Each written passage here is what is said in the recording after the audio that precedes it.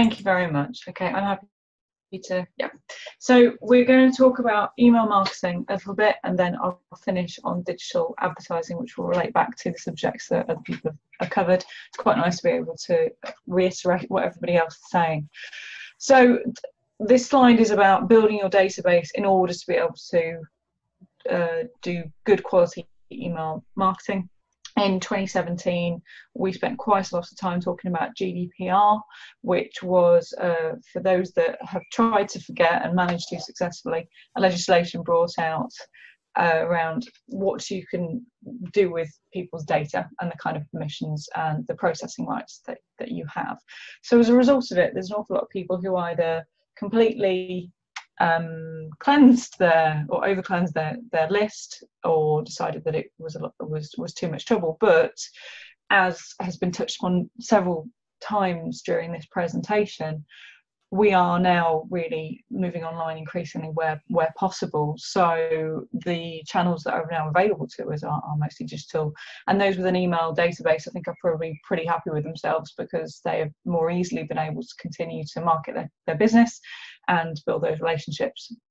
The great thing about an email list is that you do have a more direct link and communication channel with your customers. They won't keep coming back to your website in a reliable way. Social media, hopefully they will engage, but to some extent, as Alison has touched upon, you are at the mercy of the algorithms and how things change. So the great thing about an email list, as long as it's good quality and really giving the value that your customers want, you are more likely to be able to maintain a relationship with people. So how do you actually go about building a database? The first thing is to make sure there's plenty of places to sign up. The common places would be your website, but you can have the sign up in several places on your website, whether that's on your homepage, particularly probably around your newsfeed. What I would say is somebody signing up to your email newsletter is not as important with your website, and I think Simon he did a really good job of explaining about the website is for your customers, not for you. If you're deciding where your email newsletter might go, you don't want to put an email newsletter sign up in a place that's going to be disruptive for the experience or the user journey that somebody's going to be having. It doesn't want to clutter your experience. So really think about what it is that your website visitor is trying to get to. It's unlikely to be that an email sign up is the highest priority. So the relationship that they have with you is key. However, if they are looking at your blog post, or if they are looking at content where they could get more of the same kind of content if they sign up for your email newsletter, then you are being helpful. If you're just adding an email sign up box because that would be great for you, then it's not really keeping their best interests at heart. So really you've got to keep on testing what would be most helpful for your website visitors and what they're looking for. So there's your website. A lot of the time there are integrations with different social media platforms. Alison will be able to probably tell us what the most recent one is. Facebook did used to have tabs a long time ago. I don't think they do anymore. So those are options. You can also include that within your social media posts, maybe calls to action for people to see your most recent email newsletter and how they could benefit from it. I think a key way is actually to encourage people who are on your email newsletter, if you've already got a list, to refer other people. I'm going to forget what his name is, James Clear, who does talks about habits. He's sort of a habits guru, and I have referred a few people to him because it's genuinely helpful, but he also does encourage people to, which is great. But it's not difficult to refer someone who gives a quality email newsletter. Now, I keep on using the word newsletter, and I should really stop, because a newsletter is what church community groups give out. Essentially what you're wanting is to provide email that is valuable and content that is going to be valuable. A newsletter kind of, that word smacks of, this is what we're doing and what we want you to know, and that's not really what you want to do. So please ignore the fact that people say newsletter. I mean an email that you're going to send out for your email marketing. So wherever it is that you're going to add your email sign up, it could also be in your signature. like I said, around your blog area or your content area on your website, because people are more likely to want more of what they're seeing. When you write in or produce your email sign up area, make sure you just explain exactly what the value might be of signing up. If you just put sign up to our email newsletter, then that's probably not really going to be compelling. So you can help manage expectations by saying the kind of content that's going to be there, how regularly it might show up, and even if you can provide links to examples of the kind of stuff that you do provide, then that's great. If you've got any testimonials, obviously you don't want your email sign up to be as long as an entire page, but if there's something quick and easy that you can put in there, then even better. Once somebody has signed up, and I really recommend that you go through the whole process anyway, just to test it ever so often, make sure that the first experience they get when they sign up is going to be a positive one. It's going to set the tone for your future emails. So a seller welcome email rather than the default is going to make them feel like it's the right thing that they did, that they did the right thing by signing up to your email newsletter, and this is going to be some exciting stuff. But I'd also ensure that it also makes them more likely to authorize future emails. There's a welcome email, but there's also, if you are adding double opt-in, which is a good idea under GDPR anyway, or well, just anyway, then if it's a good welcome email that somebody is looking forward to getting, then they're more likely to opt in. So I'm going to actually roll back a little bit there. A double opt-in is what happens when, if somebody, you manage to fill in the box and you put in your email address, and then normally there's hopefully a notification that says, please go and check your inbox because we've just sent you an email to check that you do want to receive this email. Can you just click on the link? They probably said it in a bit more a formal way or succinct way. So then when you go and look at your email and there's this link to confirm, that is a double opt-in email. And the reason why it's a really good idea to do is because otherwise I could go and sign my sister up, for example, for a load of newsletters, and then she will start receiving newsletters that she doesn't want. I actually know of a case with a police, it was a criminal case where there was an allegation of bullying, and one of the things that bullies were doing were going around and signing somebody up to lots of email newsletters that were insulting or would have been insulting to that person. It was weight loss, it was dating, and it was, you know, acne skincare and stuff like that. So that was because these sites didn't have double opt-ins in place, it was easy for the bullies to do. So it protects you as well, and it protects your end customer. So if that double opt-in email is something that's really sets the tone for your communication, is on brand, is something that somebody's looking forward to getting, they're so much more likely to actually end up on your email newsletter. They're not on it until they click that link. So develop valuable email content. We are coming back here to what it is that your customers and your audience would find valuable. If you go through your persona exercise, if you've thought about what social media content would be good, if you've thought about the user experience and your content, then by this point you'll have an idea of how your email content could support and provide value to your audience. It should really be a continuation or an extension of that. For some people, it's not going to be really, really long. I wouldn't fall into the trap of, okay, the more words I give somebody, the more valuable the content is. That isn't the case. If you look at Seth Godin's email newsletter, that's a perfect example. It reads more like a haiku than an email newsletter. And there's some of the emails that I'm most likely to open are pretty much plain text. I mean, they're not completely plain text, there are some links in there, but it's not a very complicated structure, whereas there are some others where it reads a bit more like a newsletter. So really think about how much time somebody has and how quickly you can provide value. It doesn't necessarily mean loads of images, loads of reams of text. What would your audience actually benefit from? Also provide an email preference center. So this is where they can control what they want. One of the great things about going through the process of GDPR is that more email providers or service providers added the ability for you to help your audience pick what they want. They may have gone this way anyway, but with MailChimp, because that's the main one that we spend time on, groups is a way that you can allow people upon sign up to decide what it is that they want to hear, what it is that they want to know about in the future, and also to go and update if they want to, so they can decide, yes, I want to hear about news, I want to hear weekly, I want to hear monthly, I'd also like promotions. They can tick those boxes, and if anything changes, they can go back and untick and change things if you use groups. Now, of course, it's one thing to set up those groups, but if you're not going to then use it or follow that with your content, it's also a way that you can come across as being quite inauthentic or almost abusing that power. So make sure that you're actually going to follow through on what you promise. Some people might only want to know about your events, some people might want to know about your products. Give them the choice when possible. Also, make sure that your emails are going to be received. So optimal email deliverability will refer to making, there's some settings in MailChimp, for example, where you can ensure that your domain name is authenticated.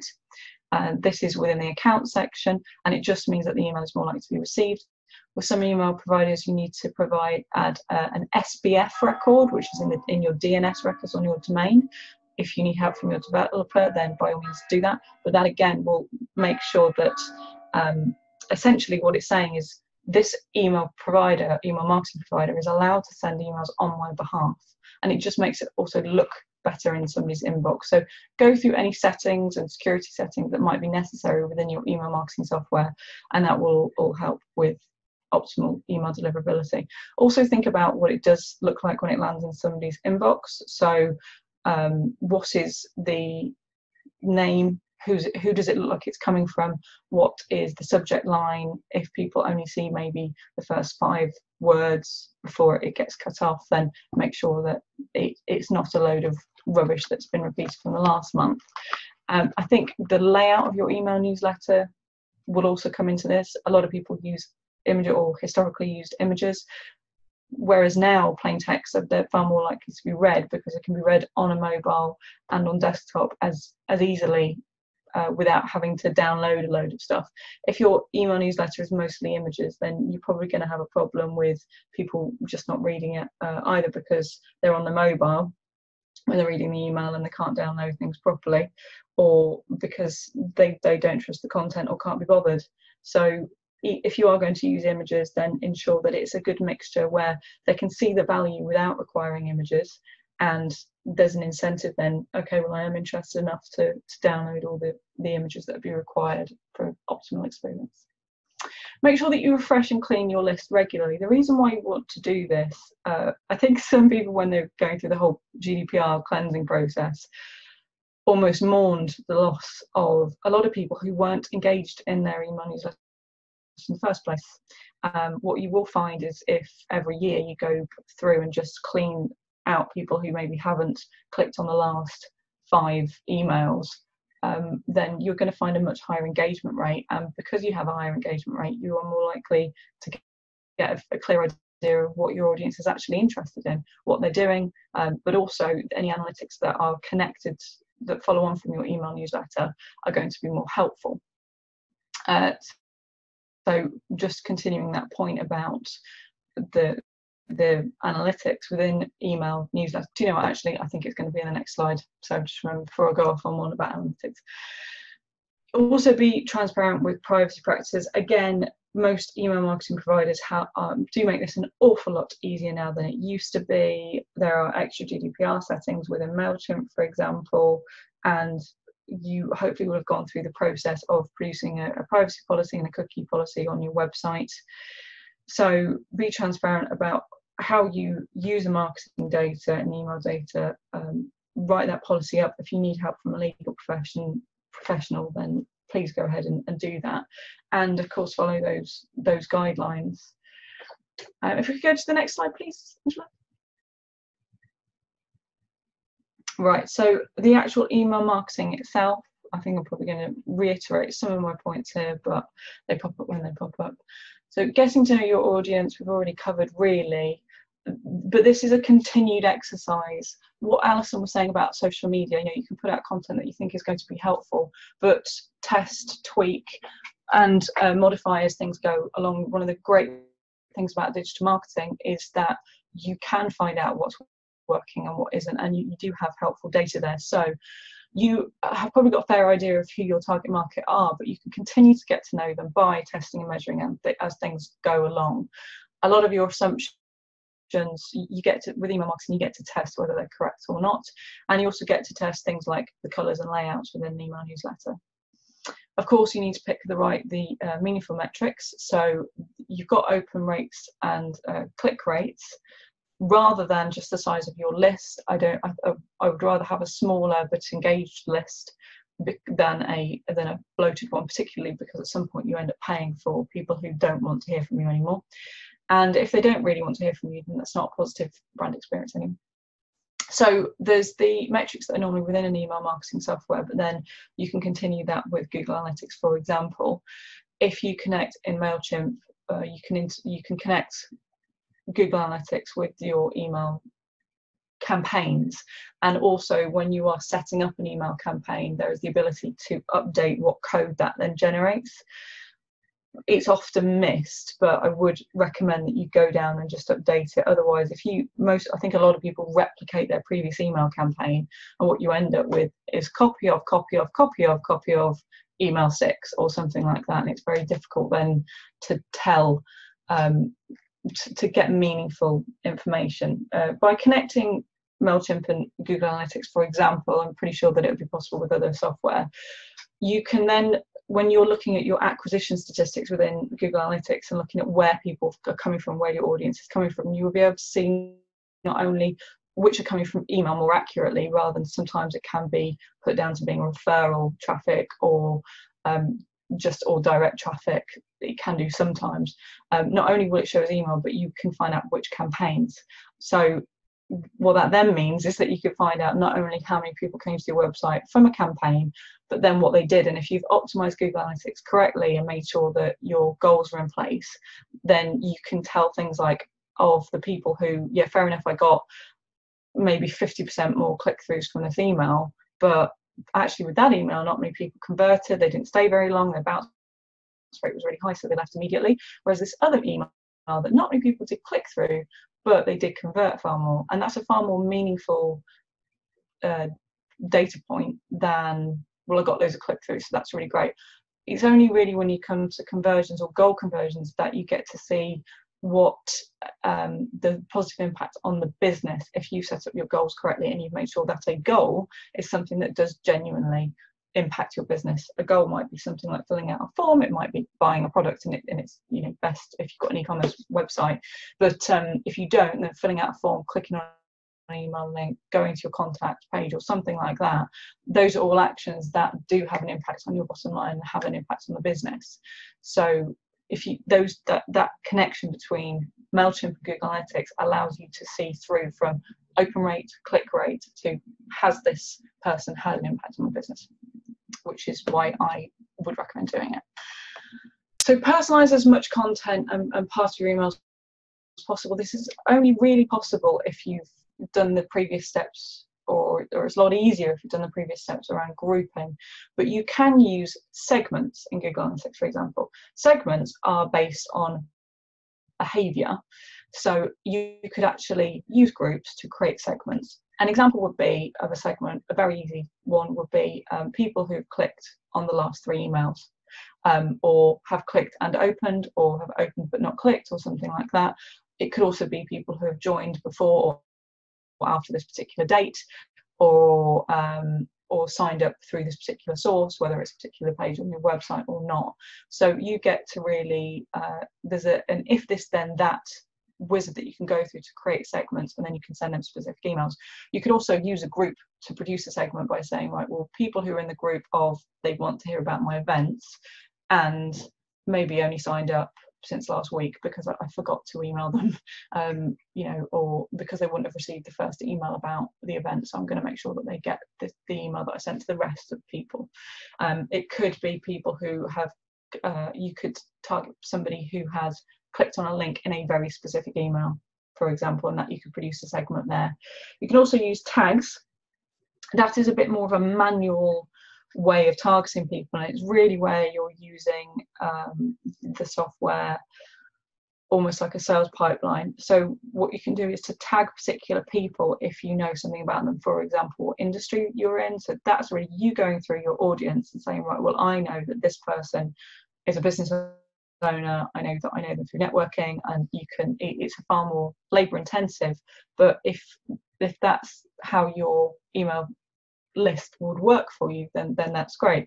And then you can use those tags to produce a segment. A segment, I was correct. So consider the frequency and days or times to maximize open rate. As with what Alison was saying, if you're finding that it's too much for people or there's a drop off, then really have a look at why that might be. Not only what's going to be interesting to your audience, but also what's going to be possible for you, because to reiterate what Alison was saying again, you need to be consistent, really. And if you're not going to be able to be consistent because you've set yourself an unreasonable goal, then it's almost like you're breaking a promise to your audience. So consider the frequency that's reasonable for both you and your audience, and how helpful that will be. The days and times to maximize open rate, I think about your audience and what they're doing and how many other emails they might have on a per industry basis.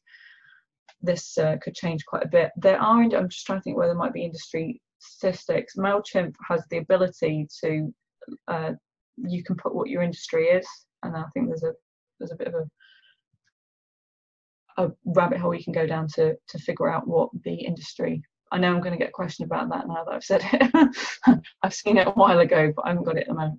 So reward loyal customers and VIPs with special content, incentives and offers for a select audience. This is your way of, say for example, you have your customers, you could have a separate audience that is really just for your customers and people who have signed up, rather than people who want to get your email newsletters. You could make sure that there's a segment for people who are active customers as well. Obviously, always adhere to GDPR, not just because you're going to get a massive fine if you don't, but also because GDPR legislated good quality marketing. It legislated marketing that people would want to receive, because you'd actually taken, at the very least, their wants into account by going through legitimate interest, which is not specific consent. It is on measure, and based on my previous experience of this person, they would benefit from, I wholeheartedly agree that this person would benefit from my content. And then there is explicit consent as well. I think when you email somebody or get in contact with somebody when they don't want to hear from you, that can only have a negative impact on your brand. And it really goes back to the original point about inbound versus outbound marketing. Inbound marketing is stuff that people actually want to receive. It is valuable to them, and it's magnetic, whereas outbound is just disturbing somebody's day because you have something that you want to sell them. So GDPR isn't just the law, it's also just good quality marketing practices. Segment your audience. I have already talked about this, so hopefully that one's clear. And then make it clear who you are and what you want. If somebody's on your email newsletter, then they should know, but I would reiterate it where possible. I think there are a few email newsletters that I've received where they're using a different company name from the one that I used to sign up, it's just I've ended up on someone's newsletter maybe when they've had a previous incarnation. So what I would, going back to the user experience, when somebody signs up, ever so often I would go through the process yourself of testing, right, if I sign up this email newsletter, what then happens? Do I get an email? Do I get redirected? Does the page look good? Are the logos in line? If I click on this link, what happens? How does it look in different email software, whether that's going to be your Outlook or Gmail or anything else? I know that some email marketing software, it has, particularly paid plans, I think, the ability to see a preview of what your email would look like in different places. So ever so often, just go through the user experience to make sure that it is a positive one, because it's going to be one that is reinforced over and over again. Can you skip to the next slide, please, Angela?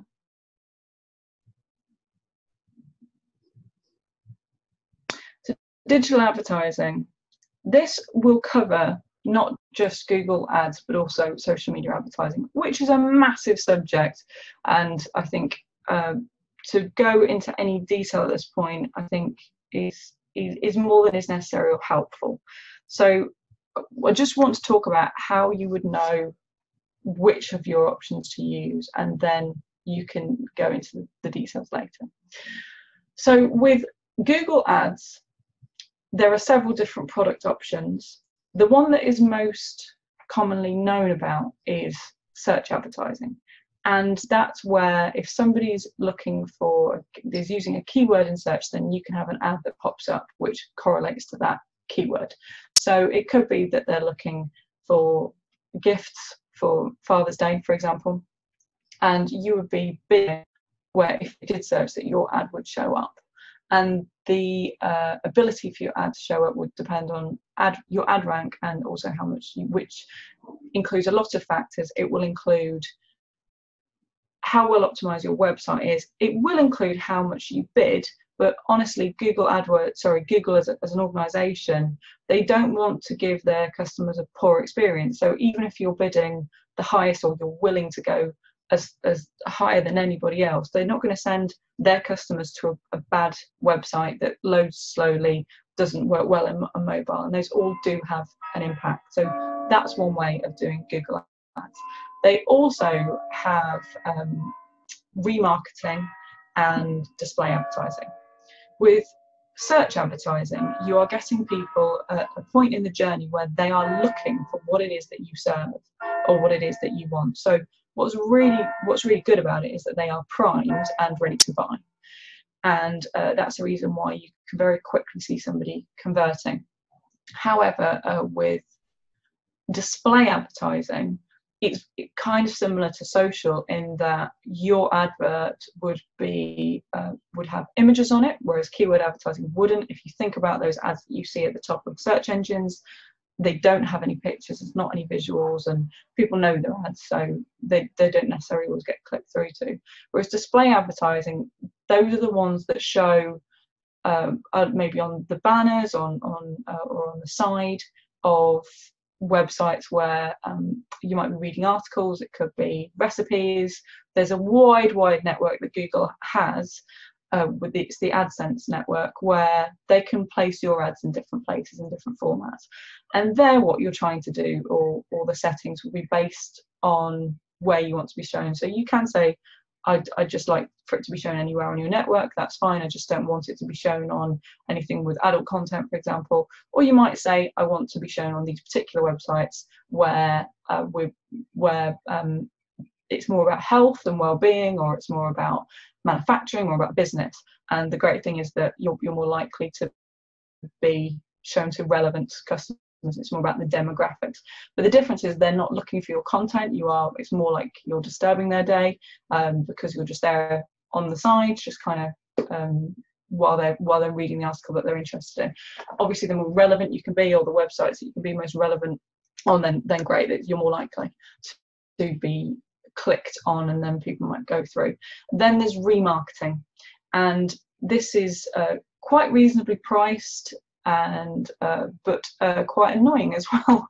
These are the ads that follow you around the internet when you've gone and looked at something, and then you think, well, no, I'm not going to buy it now, or maybe even you have bought it, and then it carries on following you around for the next 2 weeks.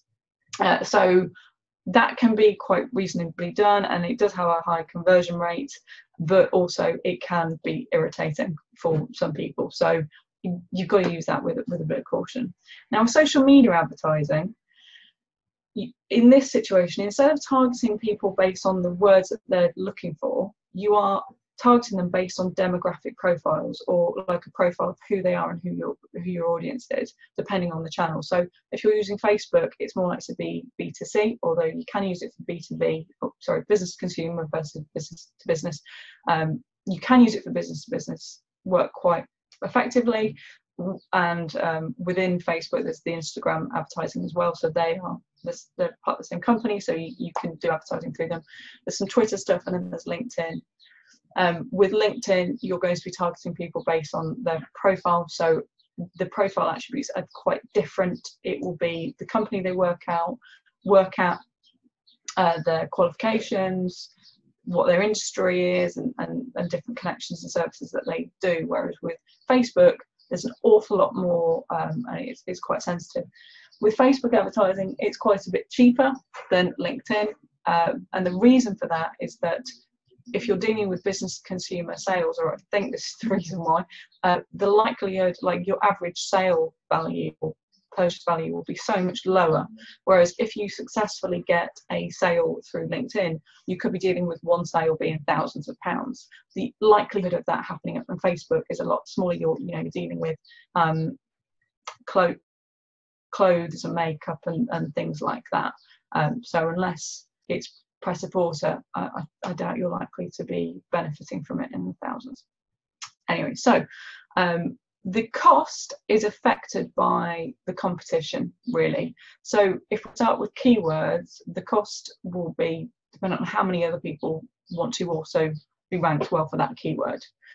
If you're dealing with any kind of social media or display advertising, it depends on how many other people want to be shown in front of that audience, or in front of, on those particular websites. It depends on how specific you are.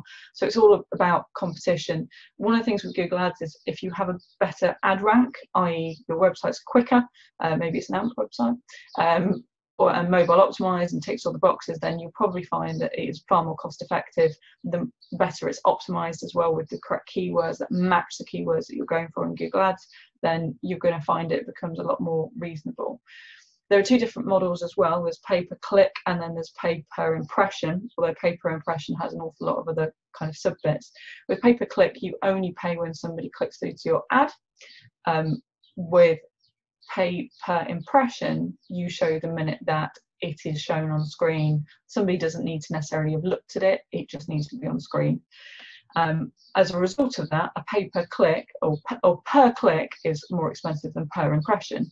But one of the benefits with per click is that you can put somebody who's irrelevant off, and the name of the game is, or the aim is not the aim is not to try and get as many people as possible to click through. You want as many relevant people to click. So don't be afraid to put somebody off clicking on your ad if they're not relevant, and really be specific in any call to actions that you do have.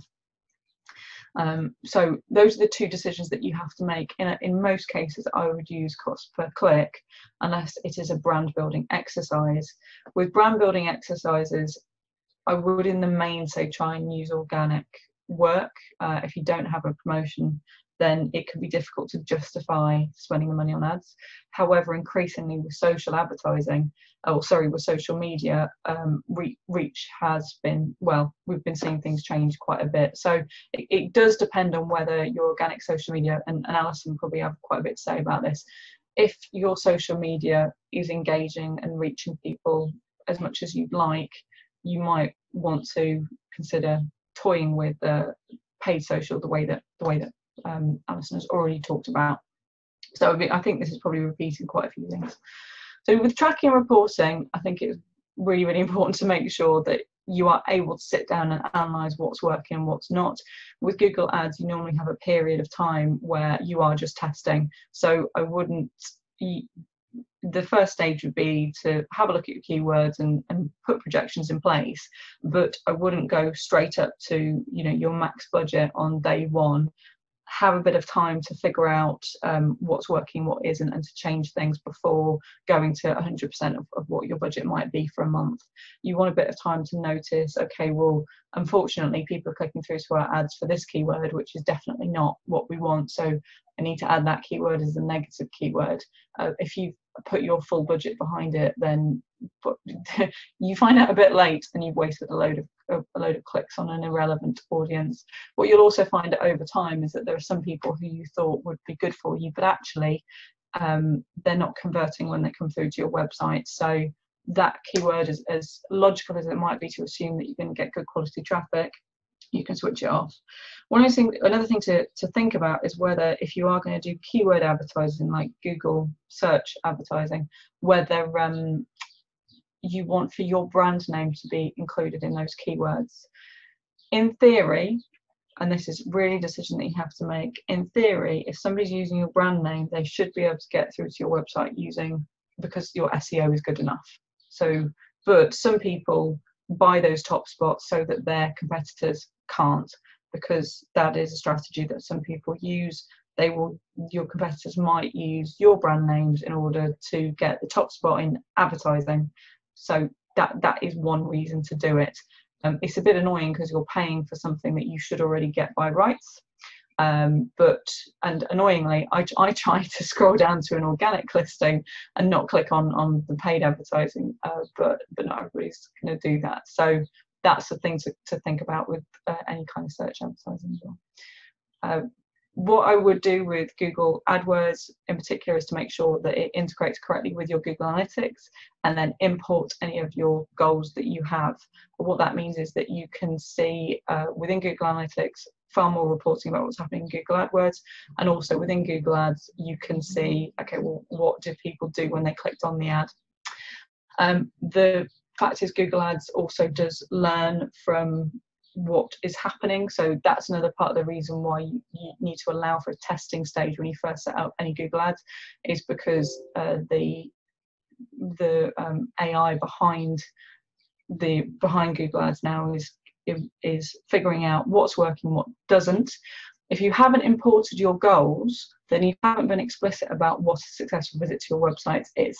So there isn't so much to learn with, and you will not see the improvements in conversion rates that you could expect if you gave the AI the kind of information that it wants.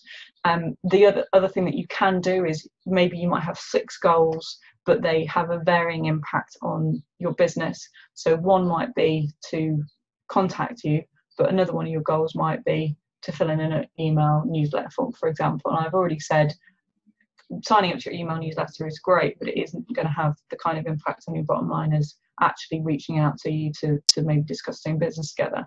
So in Google Ads, you have the ability to, from a drop down, select, would I consider this to be a conversion? Yes.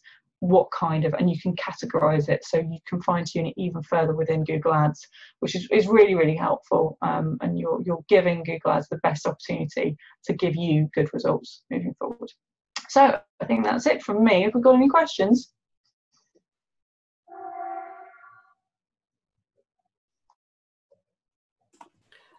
Jess, I can't see any questions in the box. There's a huge amount of detail there. I've got quite a few things that I've got to follow up. It did make me laugh talking about remarketing, because that's one of the things that really bugs me when I've already bought something and I bought a ski helmet a little while ago. I can only have one ski helmet. But I've just got one head, haven't you, Angela? Well, exactly. I just kept following me around all of the time, yep. You know, to buy it, and from the same people that I'd already bought it from. So it didn't annoy me more than anything else. I've got one particular shop, ladies' wear shop, where I think I've spent most of my salary by the time I get it, because of their remarketing. I've got this real love-hate. So I know where you can. So thank you very much for that. If anybody does have any questions for Jess, because it's such quite a complicated subject, so maybe it's questions that as you go away and you look at your notes, there might be something that comes up on this area. Once you're sort of going through it, then either, you know, give us a ring or give Jess a ring, and we can sort it out and work out what